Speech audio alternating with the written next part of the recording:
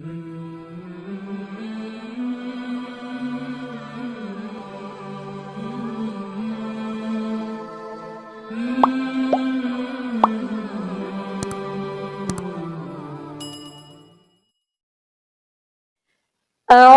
بالله من الشيطان الرجيم. بسم الله الرحمن الرحيم. إذا وقعت الواقعة ليس لوقعتها كاذبة خافضة رافعة. إذا رجت الأرض رجا وبست الجبال بسا فكانت هباء منبثا وكنتم أزواجا ثلاثة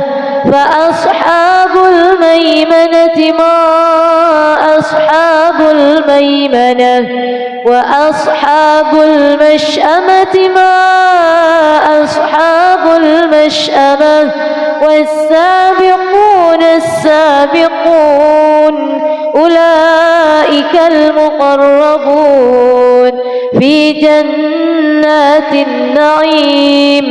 ثلة من الأولين وقليل من الآخرين على سرر موضونة متكئين عليها متقابلين. يطوف عليهم ولدان مخلدون بأكواب وأباريق وكأس من معين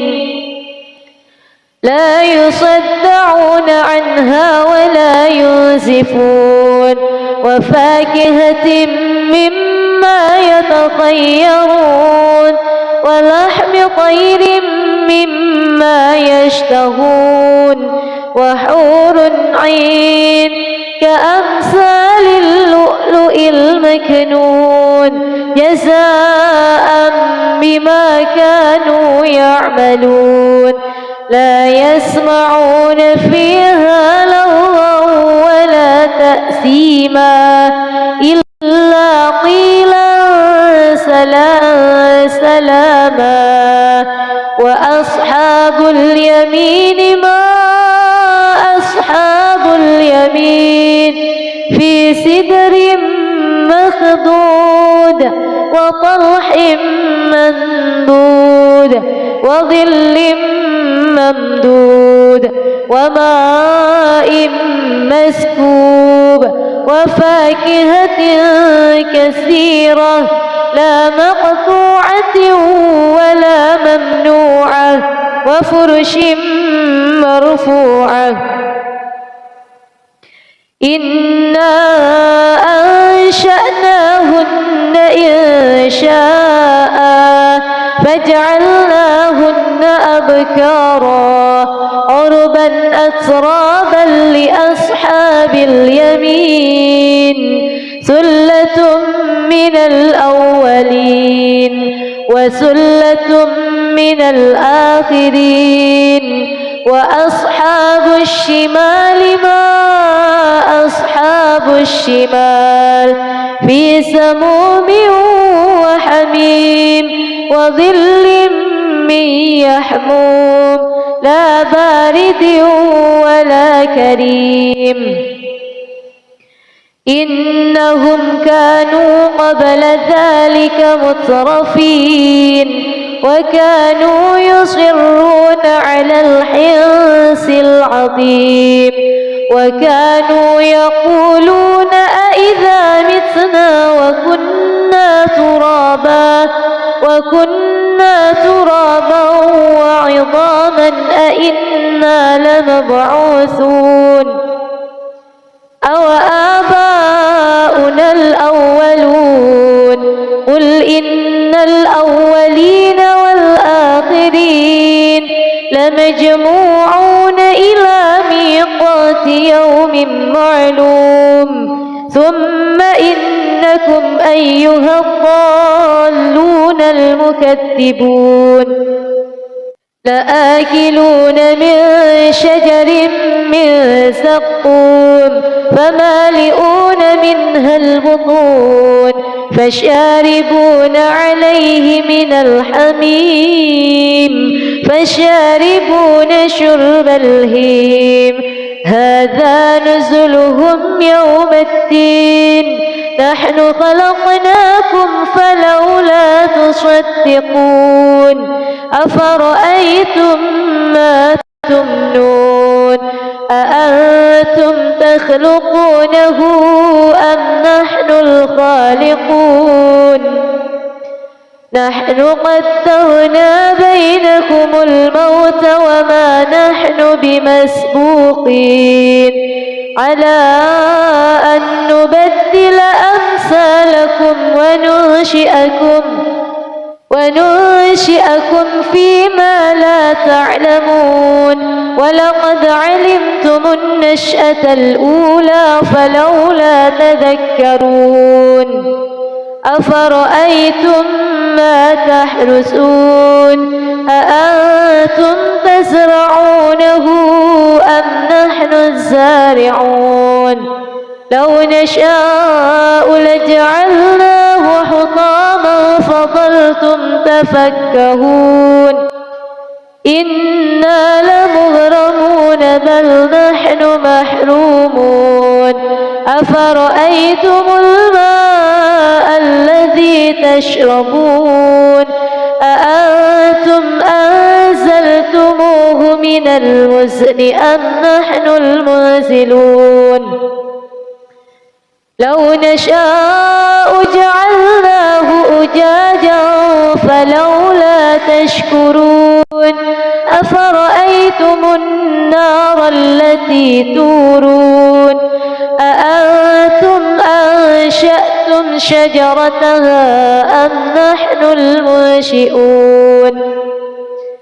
نحن جعلناها تذكرة ومتاعا للمقوين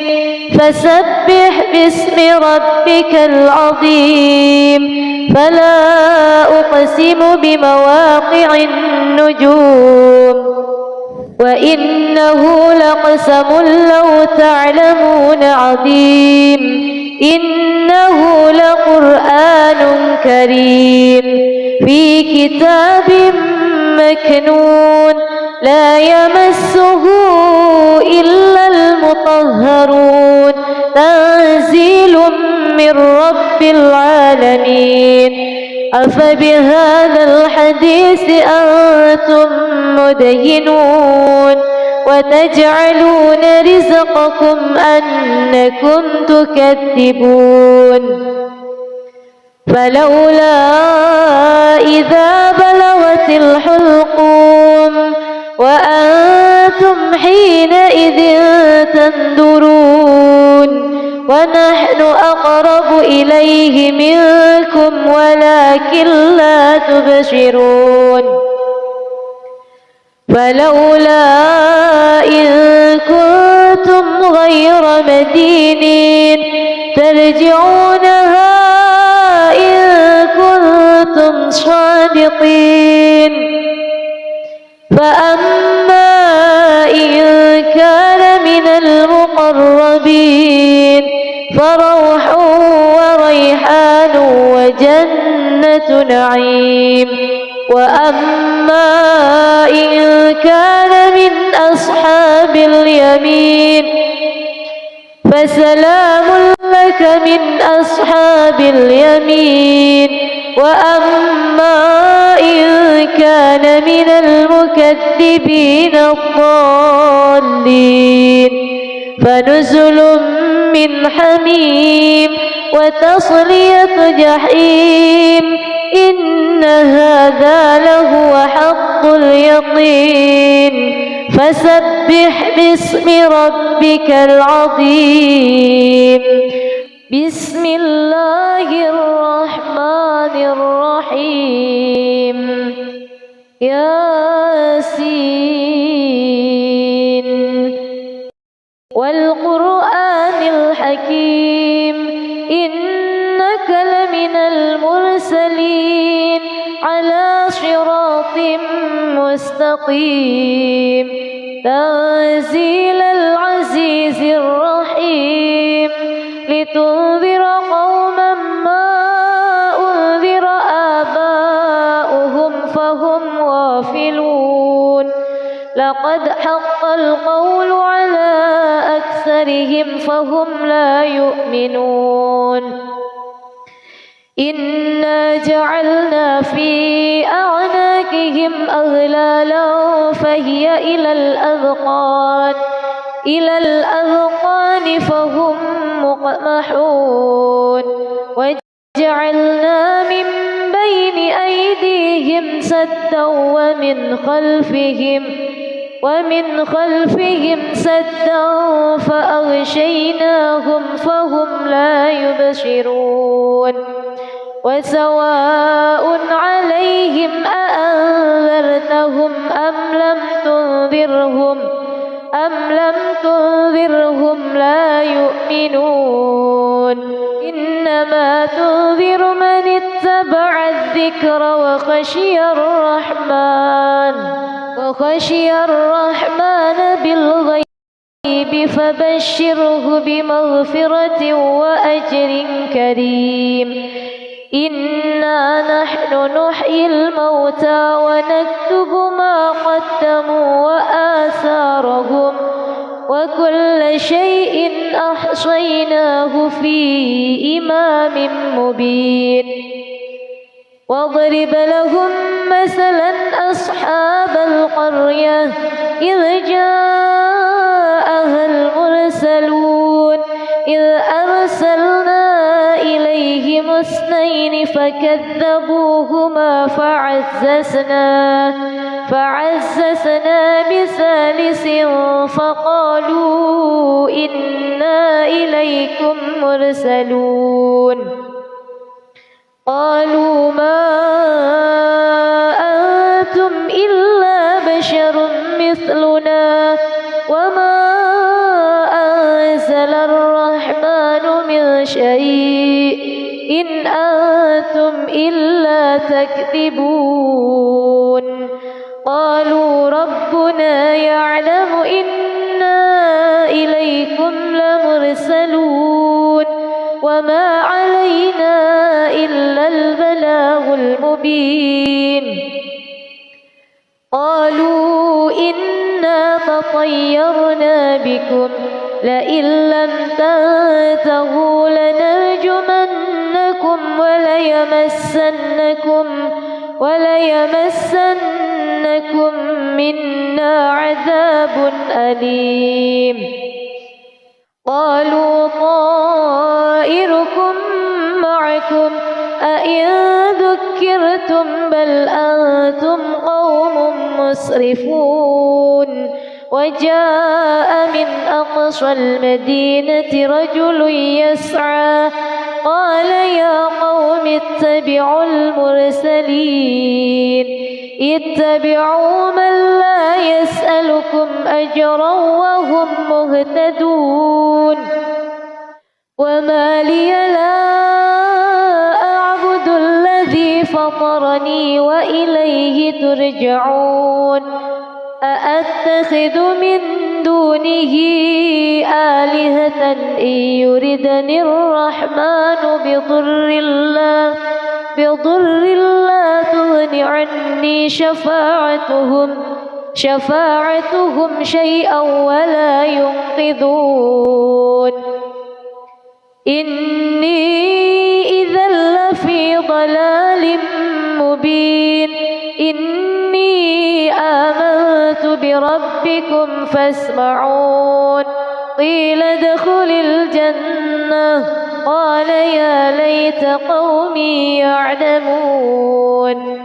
بما غفر لي ربي وجعلني من المكرمين وما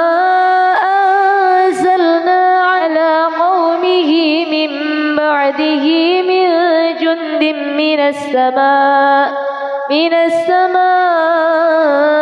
وما كنا منزلين إن كانت إلا صيحة واحدة فإذا هم خامدون يا حسرة على العباد ما يأتيهم من رسول إلا كانوا به يستهزئون ألم يروا كم أهلكنا قبلهم من القرون أنهم إليهم لا يرجعون وإن كل لما جميع لدينا محضرون وآية لهم الأرض الميتة أحييناها وأخرجنا منها حبا فمنه يأكلون وجعلنا فيها جنات من نخيل وأعناب وفجرنا فيها من العيون ليأكلوا من ثمره وما عملته أيديهم أفلا يشكرون سبحان الذي خلق الأزواج كلها مما تنبت الأرض ومن أنفسهم ومما لا يعلمون وآية لهم الليل نسلخ منه النهار فإذا هم مظلمون والشمس تجري لمستقر لها ذلك تقدير العزيز العليم والقمر قدرناه منازل حتى عاد كالعرجون القديم لا الشمس ينبغي لها أن تدرك القمر ولا الليل سابق النهار وكل في فلك يسبحون وآية لهم أنا حملنا ذريتهم في الفلك المشحون وخلقنا لهم من مثله ما يركبون وإن نشأ نغرقهم فلا صريخ لهم ولا هم ينقذون إلا رحمة منا ومتاعا إلى حين وإذا قيل لهم اتقوا ما بين أيديكم وما خلفكم لعلكم ترحمون وما تأتيهم من آية من آيات ربهم إلا كانوا عنها معرضين وإذا قيل لهم أنفقوا مما رزقكم الله قال الذين كفروا للذين آمنوا أنطعم من لو يشاء الله أطعمه إن أنتم إلا في ضلال مبين ويقولون متى هذا الوعد إن كنتم صادقين ما ينظرون إلا صيحة واحدة تأخذهم وهم يخصمون فلا يستطيعون توصية ولا إلى أهلهم يرجعون ونفخ في الصور فإذا هم من الأجداث إلى ربهم ينسلون قالوا يا ويلنا من بعثنا من مرقدنا هذا ما وعد الرحمن وصدق المرسلون إن كانت إلا صيحة واحدة فإذا هم جميع لدينا محضرون فاليوم لا تظلم نفس شيئا ولا تجزون إلا ما كنتم تعملون إن أصحاب الجنة اليوم في شغل فاكهون هم وأزواجهم في ظلال على الأرائك متكئون لهم فيها فاكهة ولهم ما يدعون سلام قولا من رب رحيم وامتازوا اليوم أيها المجرمون ألم أعهد إليكم يا بني آدم ألا تعبدوا الشيطان إنه لكم عدو مبين وأن اعبدوني هذا صراط مستقيم ولقد أضل منكم جبلا كثيرا أفلم تكونوا تعقلون هذه جهنم التي كنتم توعدون اصلوها اليوم بما كنتم تكفرون اليوم نختم على أفواههم وتكلمنا أيديهم وتشهد أرجلهم بما كانوا يكسبون ولو نشاء لطمسنا على أعينهم فاستبقوا الصراط فأنى يبصرون ولو نشاء لمسخناهم على مكانتهم فما استطاعوا مضيا ولا يرجعون ومن نعمره ننكسه في الخلق أفلا يعقلون وما علمناه الشعر وما ينبغي له إن هو إلا ذكر وقرآن مبين لينذر من كان حيا ويحق القول على الكافرين أولم يروا أنا خلقنا لهم مما عملت أيدينا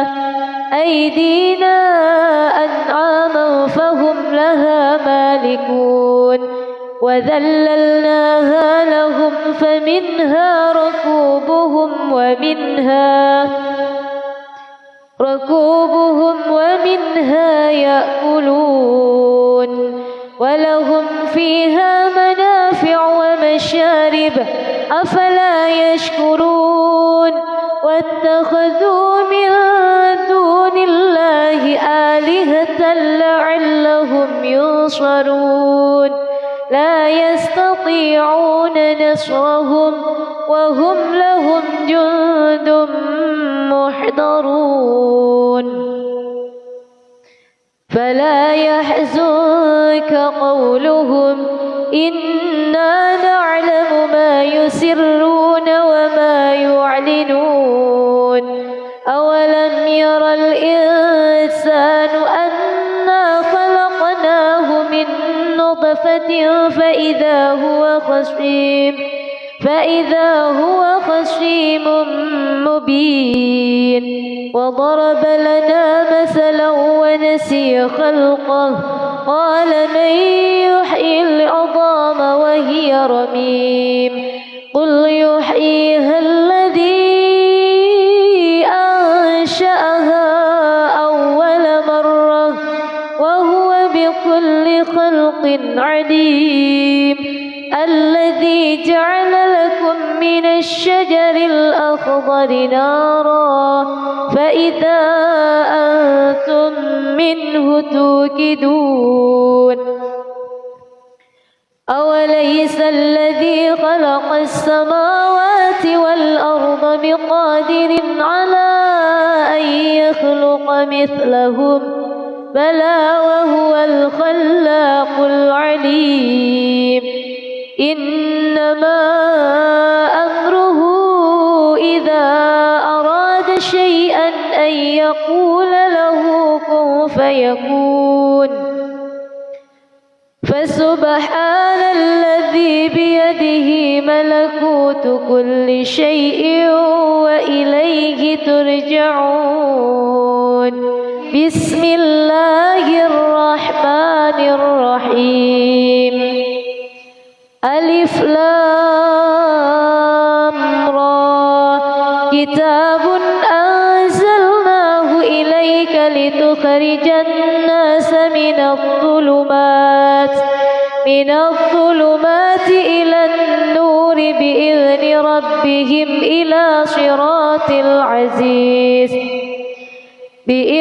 ربهم إلى صراط العزيز الحميد الله الذي له ما في السماوات وما في الأرض وويل للكافرين من عذاب شديد الذين يستحبون الحياة الدنيا على الآخرة ويصدون عن سبيل الله ويبغونها عوجا أولئك في ضلال بعيد وما أرسلنا من رسول إلا بلسان قومه ليبين لهم فيضل الله من يشاء ويهدي من يشاء وهو العزيز الحكيم ولقد أرسلنا موسى بآياتنا أن أخرج قومك من الظلمات إلى النور وذكرهم بأيام الله إن في ذلك لآيات لكل صبار شكور وإذ قال موسى لقومه اذكروا نعمة الله عليكم إذ أنجاكم من آل فرعون يسومونكم سوء العذاب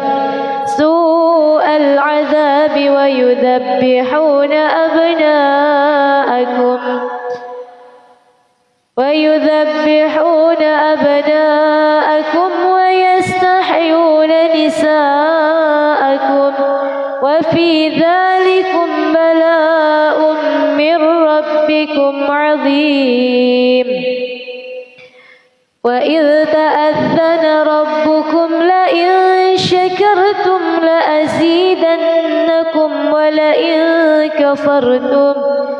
ولئن كفرتم إن عذابي لشديد وقال موسى إن تكفروا أنتم ومن في الأرض جميعا فإن الله لغني حميد ألم يأتكم نبأ الذين من قبلكم قوم نوح وعاد وثمود والذين من بعدهم لا يعلمهم إلا الله جاءتهم رسلهم بالبينات فردوا أيديهم في أفواههم وقالوا إنا إنا كفرنا بما أرسلتم به وإنا لفي شك مما تدعوننا إليه مريب. قالت رسلهم أفي الله شك فاطر السماوات والأرض يدعوكم ليغفر لكم من ذنوبكم ويؤخركم إلى أجل مسمى. قالوا إن أنتم إلا بشر مثلنا تريدون أن تصدونا عما كان يعبد آباؤنا فأتونا بسلطان مبين. قالت لهم رسلهم إن نحن إلا بشر مثلكم ولكن الله يمن على من يشاء من عباده وما كان لنا أن نأتيكم بسلطان إلا بإذن الله وعلى الله فليتوكل المؤمنون. وما لنا ألا نتوكل على الله وقد هدانا سبلنا ولنصبرن على ما آذيتمونا وعلى الله فليتوكل المتوكلون. وقال الذين كفروا لرسلهم لنخرجنكم من أرضنا أو لتعودن في ملتنا. فأوحى إليهم ربهم لنهلكن الظالمين ولنسكننكم الأرض من بعدهم ذلك لمن خاف مقامي وخاف وعيد. واستفتحوا وخاب كل جبار عنيد. من ورائه جهنم ويسقى من ماء صديد يتجرعه ولا يكاد يسيغه ويأتيه الموت من كل مكان وما هو بميت ومن ورائه عذاب غليظ. مثل الذين كفروا بربهم أعمالهم كرماد اشتدت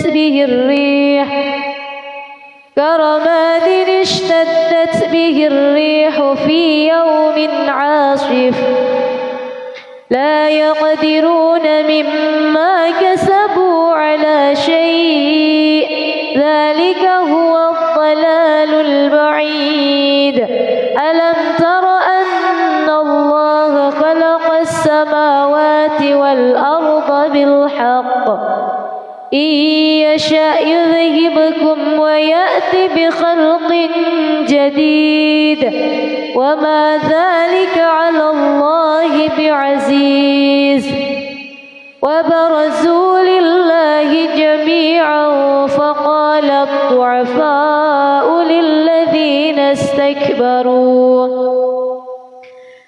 للذين استكبروا إنا كنا لكم تبعا فهل أنتم مغنون عنا من عذاب الله من شيء. قالوا لو هدانا الله لهديناكم سواء علينا أجزعنا أم صبرنا لنا وقال الشيطان لما قضي الأمر إن الله وعدكم وعد الحق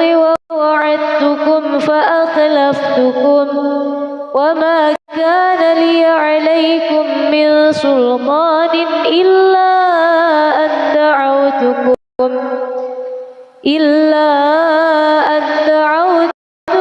فاستجبتم لي فلا تلوموني ولوموا أنفسكم ما أنا بمصرخكم وما أنتم بمصرخي إني كفرت بما أشركتمون من قبل إن الظالمين لهم عذاب أليم وأدخل الذين آمنوا وعملوا الصالحات جنات تجري من تحتها الأنهار خالدين فيها بإذن ربهم تحيتهم فيها سلام ألم تر كيف ضرب الله مثلا كلمة طيبة كشجرة طيبة أصلها ثابت وفرعها في السماء تؤتي أكلها كل حين بإذن ربها ويضرب الله الأمثال للناس لعلهم يتذكرون ومثل كلمة خبيثة كشجرة خبيثة اجتثت من فوق الأرض ما لها من قرار يثبت الله الذين آمنوا بالقول الثابت في الحياة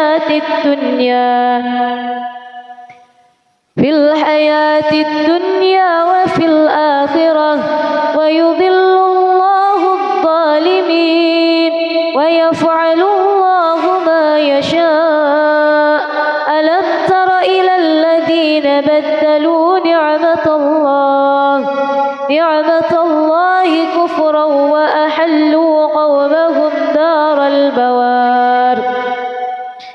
جهنم يصلونها وبئس القرار وجعلوا لله أندادا ليضلوا عن سبيله قل تمتعوا فإن مصيركم إلى النار قل لعبادي الذين آمنوا يقيموا الصلاة وينفقوا مما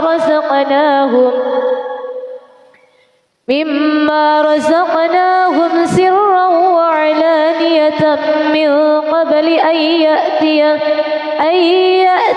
يوم لا بيع فيه ولا خلال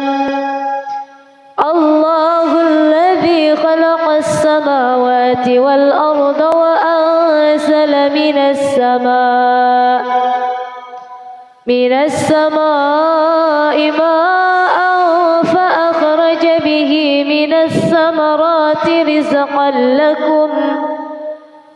وسخر لكم الفلك لتجري في البحر بأمره وسخر لكم الأنهار وسخر لكم الشمس والقمر دائبين وسخر لكم الليل والنهار وآتاكم من كل ما سألتموه وإن تعدوا نعمة الله لا تحصوها إن الإنسان لظلوم كفار وإذ قال إبراهيم اجعل هذا البلد آمنا واجنبني وبني أن نعبد الأصنام رب إنهن أضللن كثيرا من الناس فمن تبعني فإنه مني ومن عصاني فإنك غفور رحيم ربنا إني أسكنت من ذريتي بواد غير ذي زرع عند بيتك المحرم ربنا ليقيموا الصلاة فاجعل أفئدة من الناس تهوي إليهم ارزقهم من الثمرات لعلهم يشكرون ربنا إنك تعلم ما نخفي وما نعلن وما يخفى على الله من شيء في الأرض ولا في السماء الحمد لله الذي وهب لي على الكبر إسماعيل وإسحاق إن ربي لسميع الدعاء رب اجعلني مقيم الصلاة ومن ذريتي ربنا وتقبل دعاء ربنا اغفر لي ولوالدي وللمؤمنين يوم يقوم الحساب ولا تحسبن الله غافلا عما يعمل الظالمون إنما يؤخرهم ليوم تشخص فيه الأبصار مهطعين مقنعي رؤوسهم لا يرتد إليهم طرفهم وأفئدتهم هواء وأنذر الناس يوم يأتيهم العذاب فيقول الذين ظلموا ربنا أخرنا إلى أجل قريب نجب دعوتك ونتبع الرسل أولم تكونوا أقسمتم من قبل ما لكم من زوال وسكنتم في مساكن الذين ظلموا أنفسهم وتبين لكم كيف فعلنا بهم وضربنا لكم الأمثال وقد مكروا مكرهم وعند الله مكرهم وإن كان مكرهم لتزول منه الجبال فلا تحسبن الله مخلف وعده رسله إن الله عزيز ذو انتقام يوم تبدل الأرض غير الأرض والسماوات وبرزوا لله الواحد القهار وترى المجرمين يومئذ مقرنين في الأصفاد سرابيلهم من قطران وتغشى وجوههم النار ليجزي الله كل نفس ما كسبت إن الله سريع الحساب هذا بلاغ للناس ولينذروا به ولينذروا به وليعلموا أنما هو إله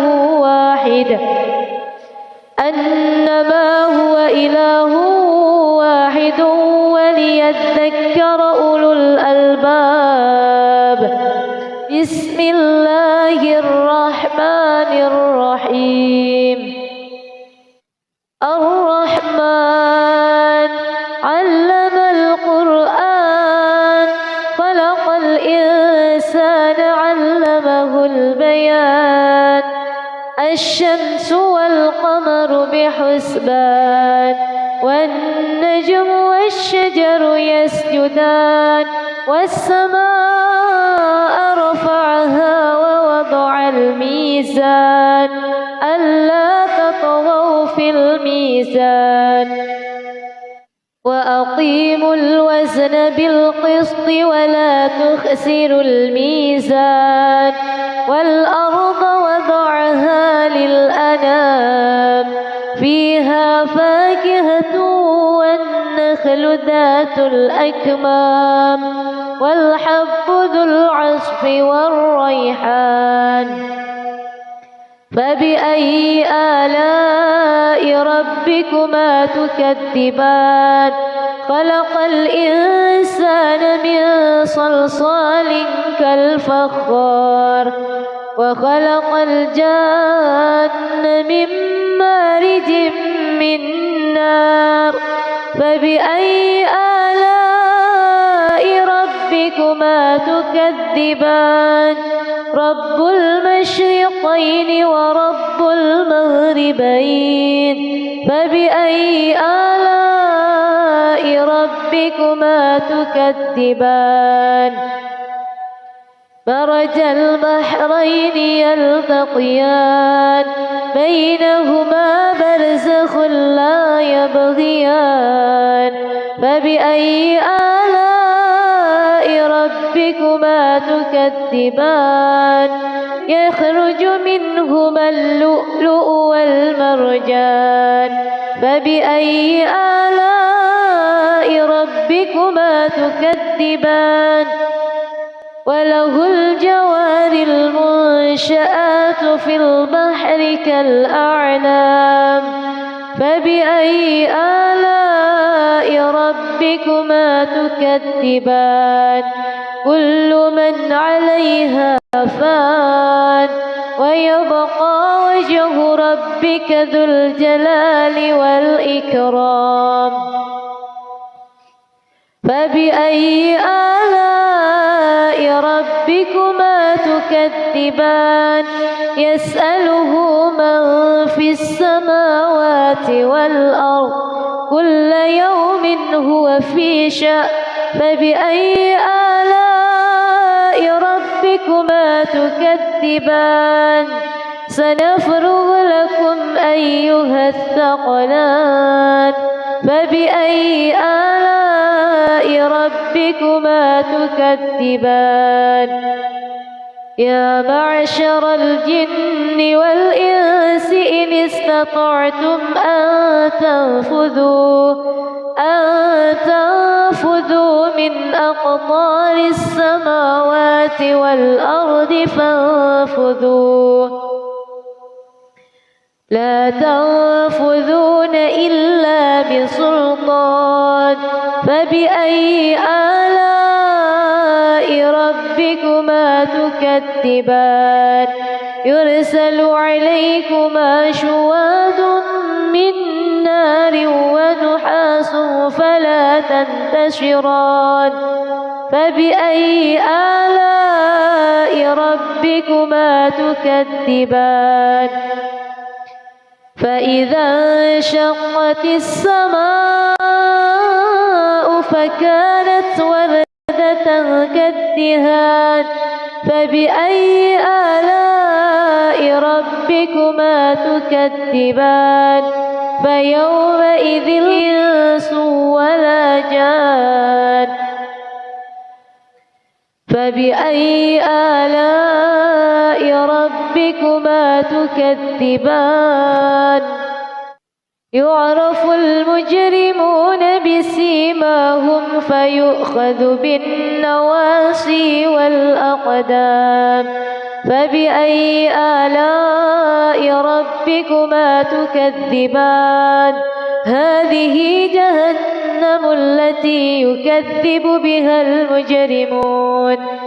يطوفون بينها وبين حميم آن فبأي آلاء ربكما تكذبان ولمن خاف مقام ربه جنتان فبأي آلاء ربكما تكذبان ذواتا أفنان فبأي آلاء ربكما تكذبان فيهما عينان تجريان فبأي آلاء ربكما تكذبان فيهما من كل فاكهة زوجان فبأي آلاء ربكما تكذبان فيهما من كل فاكهة زوجان فبأي آلاء ربكما تكذبان متكئين على فرش بطائنها من استبرق وجنى الجنتين دان فبأي آلاء ربكما تكذبان فيهن قاصرات الطرف لم يطمثهن إنس قبلهم ولا جان فبأي آلاء ربكما تكذبان فيهما من كل فاكهة زوجان فبأي آلاء ربكما تكذبان متكئين على فرش بطائنها من استبرق وجنى الجنتين دان فبأي آلاء ربكما تكذبان فيهن قاصرات الطرف لم يطمثهن إنس قبلهم ولا جان فبأي آلاء ربكما تكذبان كأنهن الياقوت والمرجان فبأي آلاء ربكما تكذبان هل جزاء الإحسان إلا الإحسان فبأي آلاء ربكما تكذبان ومن دونهما جنتان فبأي آلاء ربكما تكذبان مدهامتان فبأي آلاء ربكما تكذبان فيهما عينان نضاختان فبأي آلاء ربكما تكذبان فيهما فاكهة ونخل ورمان فبأي آلاء ربكما تكذبان فيهن خيرات حسان فبأي آلاء ربكما تكذبان حور مقصورات في الخيام فبأي آلاء ربكما تكذبان لم يطمثهن إنس قبلهم ولا جان فبأي آلاء ربكما تكذبان متكئين على رفرف خضر وعبقري حسان فبأي آلاء ربكما تكذبان تبارك اسم ربك ذي الجلال والإكرام بسم الله الرحمن الرحيم يا أيها النبي إذا طلقتم النساء فطلقوهن لعدتهن وأحصوا العدة واتقوا الله ربكم لا تخرجوهن من بيوتهن ولا يخرجن إلا أن يأتين بفاحشة مبينة وتلك حدود الله ومن يتعد حدود الله فقد ظلم نفسه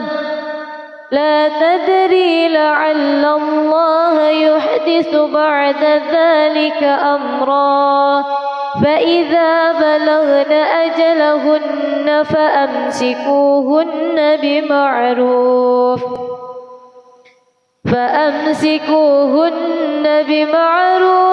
أو فارقوهن بمعروف وأشهدوا ذوي عدل منكم وأقيموا الشهادة لله ذلكم يوعظ به من كان يؤمن بالله واليوم الآخر ومن يتق الله يجعل له مخرجا ويرزقه من حيث لا يحتسب ومن يتوكل على الله فهو حسبه إن الله بالغ أمره قد جعل الله لكل شيء قدرا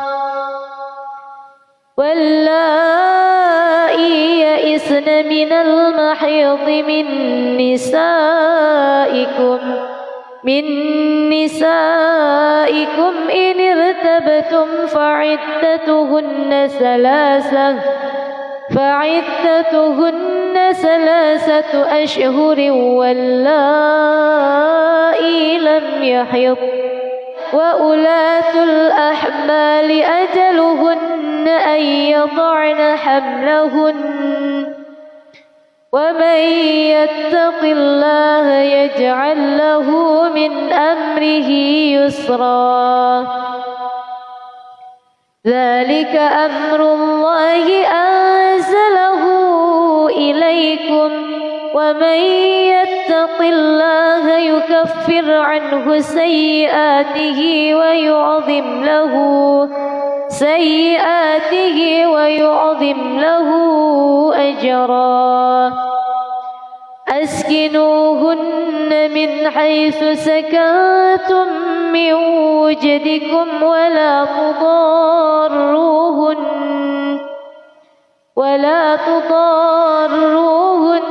لتضيقوا عليهن وإن كن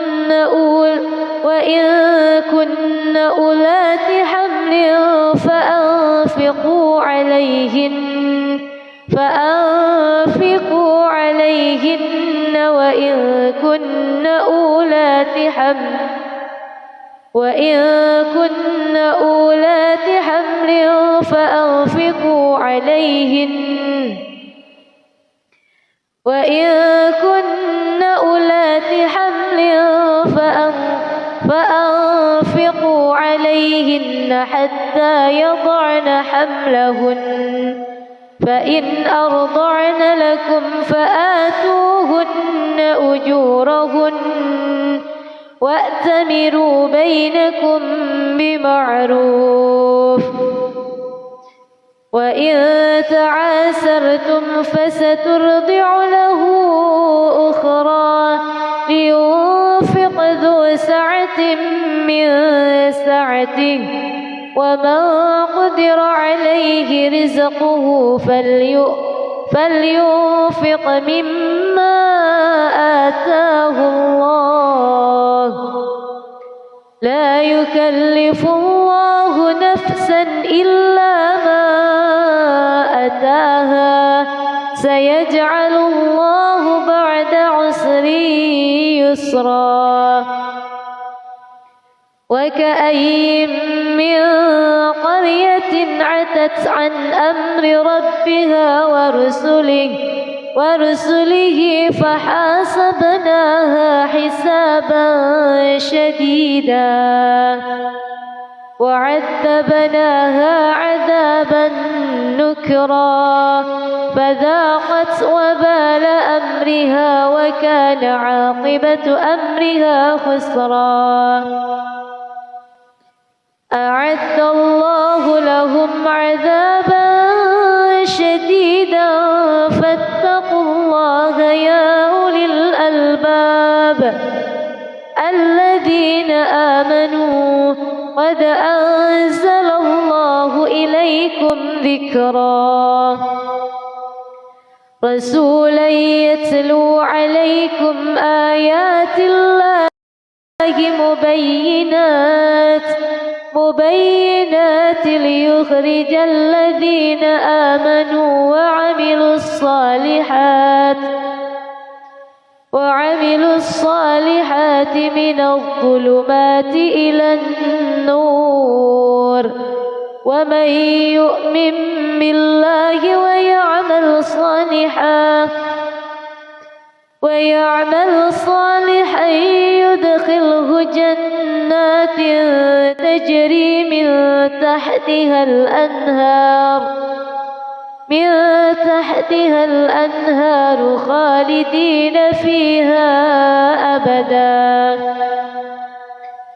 قد أحسن الله له رزقا الله الذي خلق 7 سماوات ومن الأرض مثلهن يتنزل الأمر بينهن لتعلموا أن الله على كل شيء قدير وأن الله قد أحاط بكل شيء علما